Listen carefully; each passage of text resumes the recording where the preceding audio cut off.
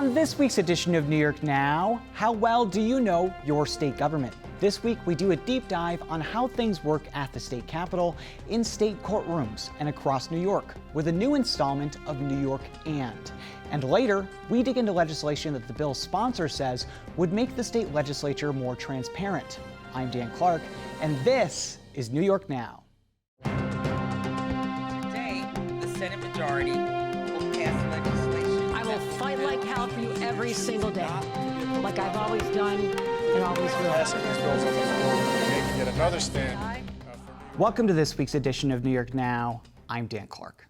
A wet start of the week in New York brought major flooding all over the state, but the lower Hudson Valley and parts of central New York were hit especially hard. You can see here on this map from the National Weather Service that parts of Rockland, Orange, and Westchester counties got hit pretty hard, with some areas getting as much as 8 inches of rain in 72 hours. And some parts of central New York, near Oswego and Ontario counties, saw more than 5 inches of rain as well. The storms were so bad that they took out part of a rail line from Albany to New York City, stopping Amtrak service and parts of Metro North. That was fixed by Wednesday. Governor Kathy Hochul. This could have been such a longer process, and people did not anticipate that not just the Hudson line, where we just greeted visitors and our commuters today, but also Amtrak. No one could have foreseen that it would be open on the Wednesday after this horrific storm over the past few days. So I'm grateful to everybody who was involved in this Herculean effort. And of course, the families affected by the flooding will have a longer road ahead toward cleanup and recovery. But for the rest of this week's show, we're going to turn to New York's state government. We talk about a lot of legislation on the show, but we don't always tell you how it all happens. It's the same thing with New York's court system. We'll usually tell you about a new judge or a court decision, but not how it all works. And that's on us. But it also highlights a different problem. When people don't know how their government works, it can be dangerous. For one, you won't really know why your vote matters at the polls. But for two, it can lead to misinformation about what the government can control and what it can't. A great example is the price of gasoline. When that goes up, people usually blame the government. But what you might not know is that the state has absolutely no control over the price of gasoline. They can drop the state's 30-cent tax on gasoline, but that's about it. The federal government has more power, but limits exist there as well. And that's just one example.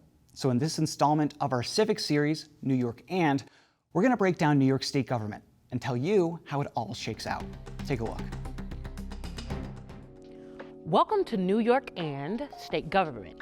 I'm your host, Alexis Young. As I've told many a lawmaker just before an interview, this is my first job out of college and my first stab at political reporting. So of course, it's in New York, a state whose political arena can frequently make national headlines. And when it comes to learning how government in New York works, there's enough buzzwords, acronyms, and rules to fill the Capitol building itself. But it's important for y'all to learn because if you want your voice heard, you need to know how the system works. So I thought I'd help y'all by helping myself. Welcome to your crash course on New York State government. Class is in session. The New York State government is comprised of 3 branches: the legislative, executive, and judicial branches. Let's start with the legislative branch. The main purpose of the legislative branch is to develop bills that, with the governor's signature, become laws. Those pesky things we have to follow to keep our society from collapsing. Like the United States Congress, the state legislature is bicameral, meaning that it is comprised of 2 chambers. In New York, we have the Assembly and the Senate. These 2 bodies conduct legislative session in Albany's Capitol building, a beautiful labyrinthine construct full of people telling me I'm not allowed to film there. Sorry. The Assembly and the Senate work with an immense amount of legislation, so they use committees to make the process more efficient. Committees are comprised of smaller groups of legislators that develop a level of expertise on specific subjects, like education, labor, and health. Committees function as a way to get more knowledgeable eyes on bills before they get a full floor vote. When it comes to getting your voice heard, the legislature is the most representative branch in the state government. We asked Assemblyperson Patricia Fahey why that is and why it's important. We consider ourselves the people's house. I represent in any given year about 35,000 voters. I run every 2 years. So that means because it's 2 years, it means you're always in the community. You're always trying to be visible. My calendar is full of constituent meetings and advocacy organizations. So we're closer to the ground, if you will, to make sure that we have that pulse of the people. It is the closest we get into the community of the three branches. The second branch we'll look at is executive. While not as representative as the legislative branch, the executive branch has 4 elected positions: the governor, the lieutenant governor, the attorney general, and the very weirdly spelled controller. The governor is head of the executive branch and is considered to be the most powerful official in the state, and for good reason. Any bill passed by the legislative branch needs to be signed by the governor to officially become a law. If the governor doesn't like the bill, they can cancel it with a veto, though this can be overturned with 2/3 of support from both the Assembly and the Senate. The governor also has a huge influence over the state budget. In fact, the governor proposes their idea of what they think the state budget should be, and then works with the Assembly and Senate to reconcile and create one unified budget for the year. It's an excruciating month-long process that happens every March, depriving our elected officials from being able to kick back and watch March Madness. The governor also appoints or nominates all but a few of the heads of our state agencies. These are departments that focus on different elements of our society. For example, the Department of Agriculture and Markets works to support New York's farmers and agricultural industries. State departments can also enforce laws passed by the legislature.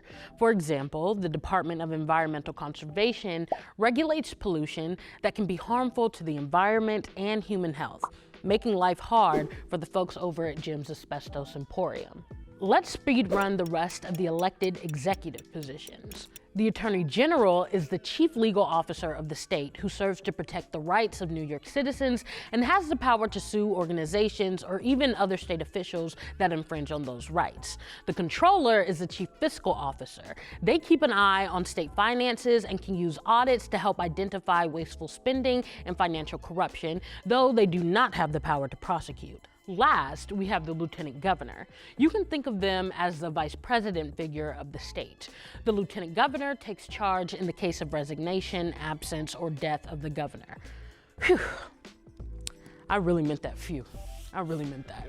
That's all we got for the executive branch. Let's move on to the judicial next.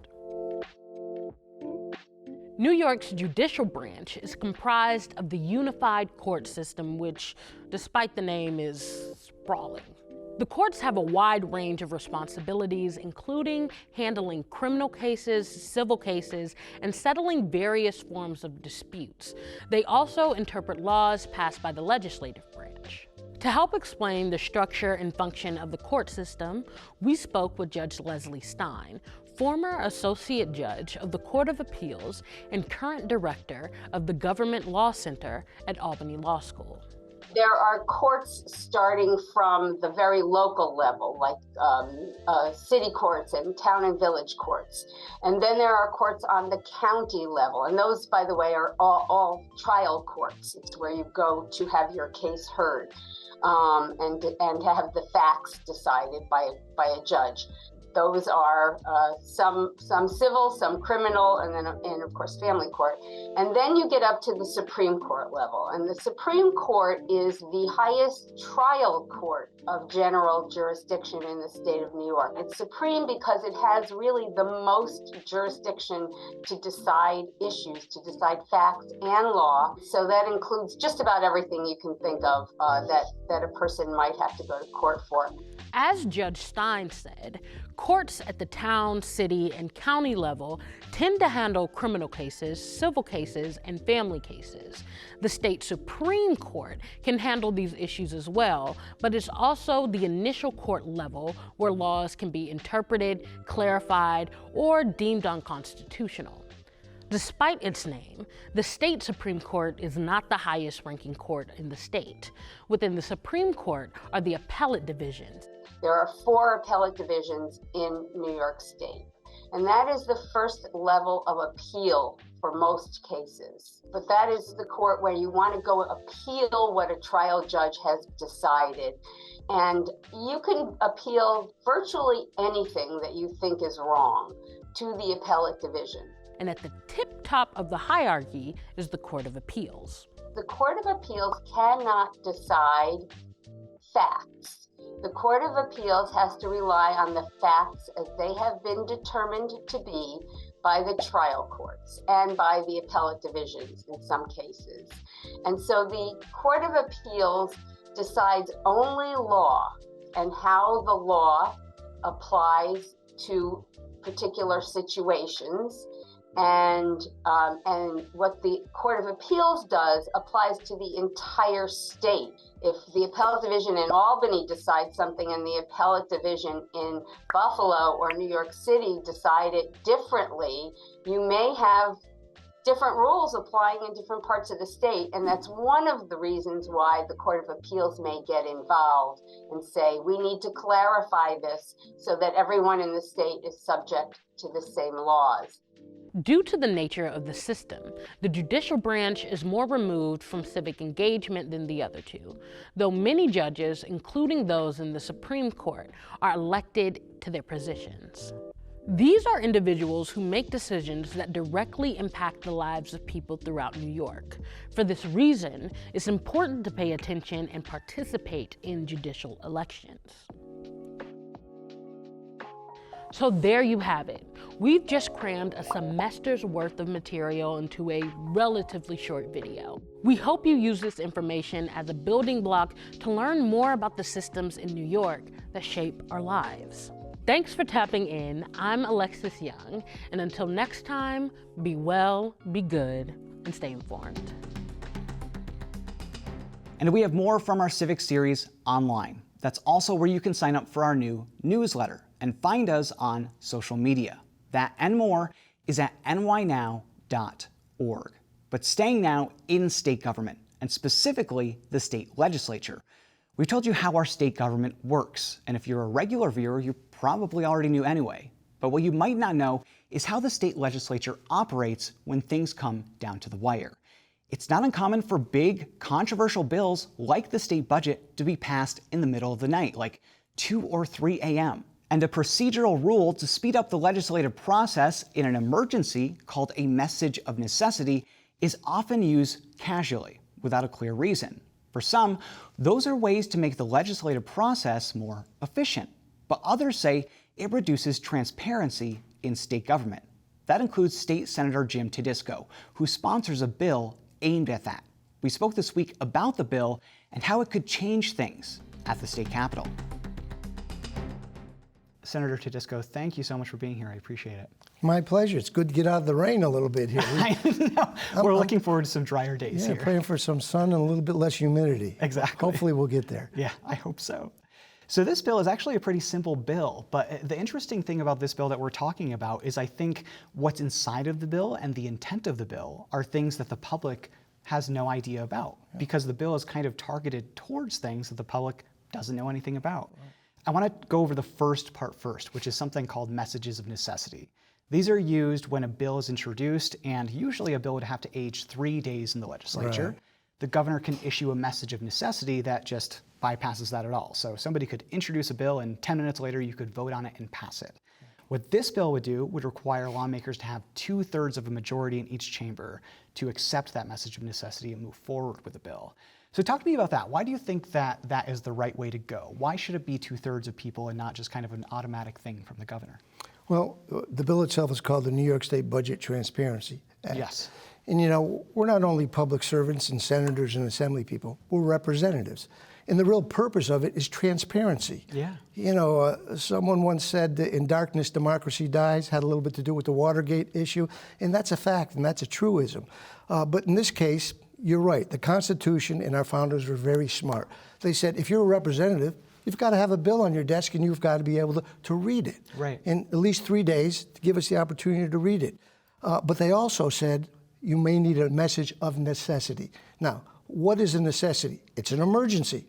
99% of the time, they never use it as an emergency. Right. They use it as a message of convenience, not to have to answer to ourselves, who are the representatives, which should interact with the public so we can get their input, and the media, like yourself and others, who can report on it and tell us what direction it's going and what we should debate and the questions we should ask. So my bill tries to take care of those two areas and really provide a representative democracy approach where people, not senators, assembly people, and governors, are the most important part of this government.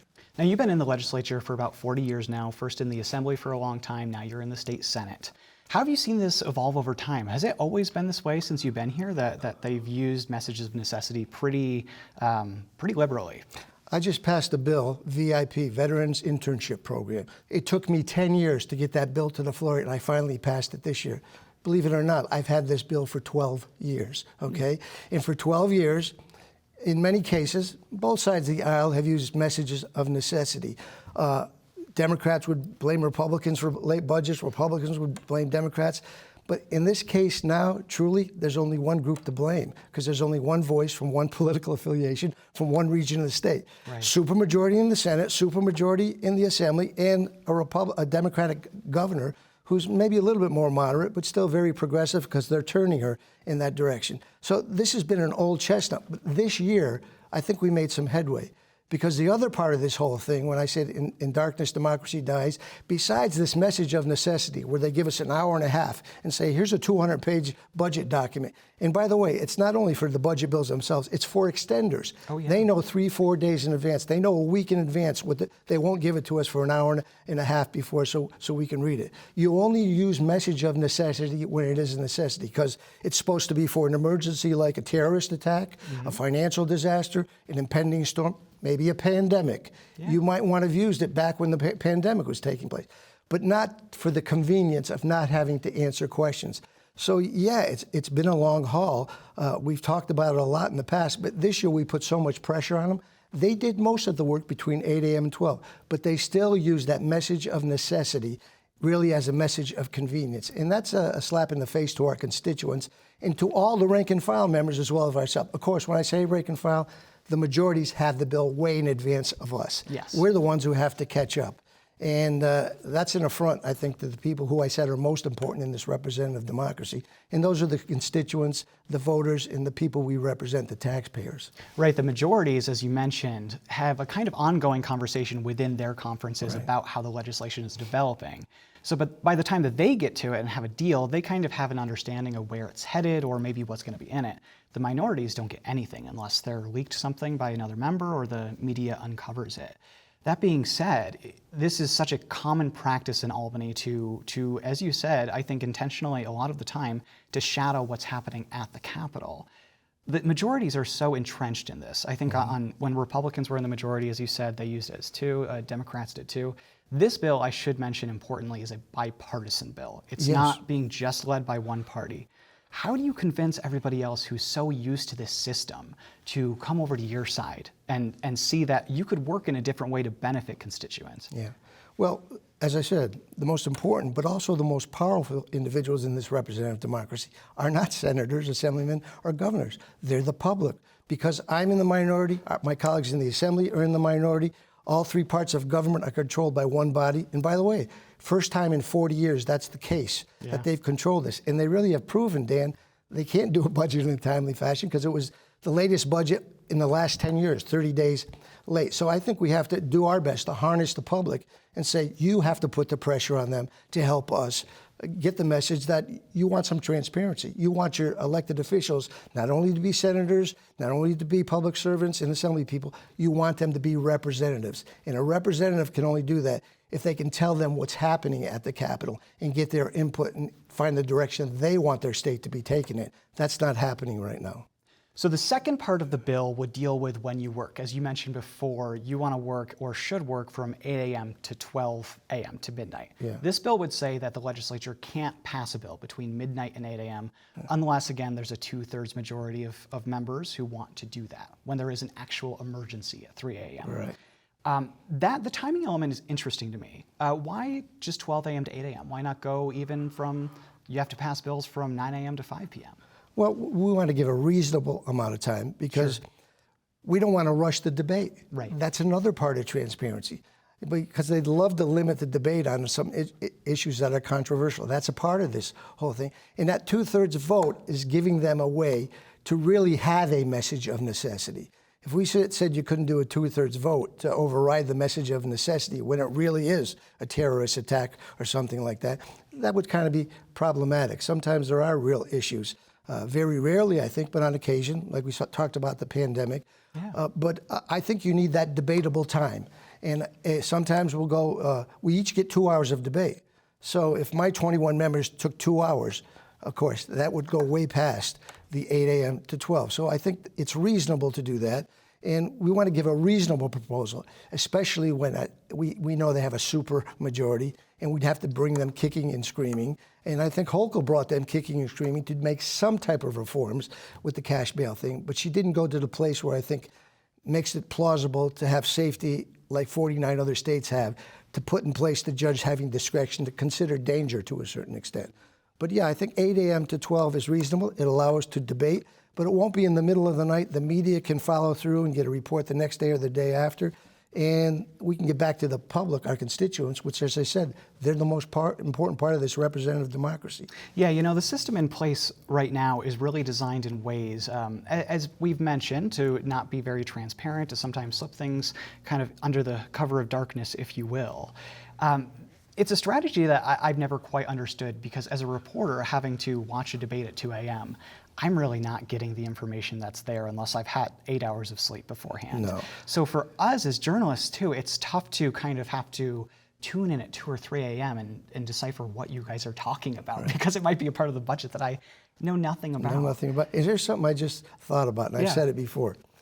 They like the media, my colleagues, both sides of the aisle. That's the way we get our messages across. And during an election period, that's how we get elected. We have press conferences. We tell them what we're supporting, what we've worked on, what we've done. So I say to my colleagues, here's the argument I make. If it's so good to do a budget bill, the most important thing we do 2 or 3 or 4 a.m. in the morning on the floor when the TV camera has us on TV, why don't you hold your press conferences 2 or 3 or 4 a.m. in the middle of the night? You know why? Because the media won't be there. The press conference won't take place when you want to talk about something positive you're putting forth, or a bill you want support for, or an honor you've received, or something like that. You don't do it 3 or 4 o'clock in the middle of the night. You do it at 10 a.m. in the morning when the media, 10:30, when they're ready to report it the full extent of the day. So that's an indication that they want some confidentiality about some of the issues that they feel a little bit uncomfortable about, but they want to still support and get in place. So I asked them, you know, if you want to do it at 4 a.m. in the morning, you should do your press conferences at that time. But nobody does that right now, Dan. You know that. I do quite know that. Yeah. So this would be an amendment to the state constitution, meaning the legislature would have to pass it either this year if you come back, or next year, and then you would have to pass it again after the next election of the legislature. And then it would go to voters on the ballot. We've had an in-depth conversation about this, but if I was a voter watching this, give me your 30-second elevator pitch. Well, I would just tell them, you are the most important part of our representative democracy. I know you have a busy life, and this is a problem with that. And when you have a lack of transparency, they don't sometimes even know this is a process that is not working. Right. This is the working process they use is not working, because I think every extender for a late budget, every budget bill itself this year was voted upon with a message of necessity. There was no reason for that, to rush it through, to not inform the public. So if you want representative democracy, call your governor, call your elected official, and tell my colleagues across the state, all sides, south, west, east, north, tell their elected officials and their constituents, relatives, friends, pass this bill so you have more transparency, so we involve more fully the most important part of this representative democracy, and that's the taxpayers and the voters. So that's the best we can do right now, because we do have that lack of transparency, and that's a key part of representative democracy. Right. Senator Jim Tedisco, thank you so much. Thanks for having me, Dan. An important issue. I appreciate you taking it up. Of course. We'll keep an eye on that legislation when the new legislative session begins in January. But staying now in state government, the state's Office for the Aging and Department of Health are now holding a series of town halls across the state. A few weeks back, you might remember that we spoke with Greg Olson, who leads the state's Office for the Aging. He explained how the state is developing its master plan for aging, which is basically going to be an evolving strategy to meet the needs of aging New Yorkers. And that plan is going to rely on input from stakeholders and aging New Yorkers themselves. So this week, Olson and the Department of Health held a pair of town halls in Albany and Plattsburgh, with more expected in the future. And the goal, according to Olson, is to revamp the entire system to better serve New Yorkers as they grow older. And so what we know is that growing older is not the problem. It's the way that we've organized our caring economy. And that's really what we're trying to rebalance, because of, again, not only the value of this population, but of all populations in terms of the economic, social, and intellectual contributions that they have. And we just want to make New York the best place to grow up and grow old for people of all ages. And we're expecting a completed master plan for the aging early next year. Dates for future town halls haven't been announced just yet, but we'll link to the state's Office for the Aging on our website. That's also where you can find past editions of our show, more news from the state capitol, and a lot more from New York's public media stations. Again, that's at nynow.org. We'll see you next week. Thanks for watching this week's New York Now. Have a great week, and be well.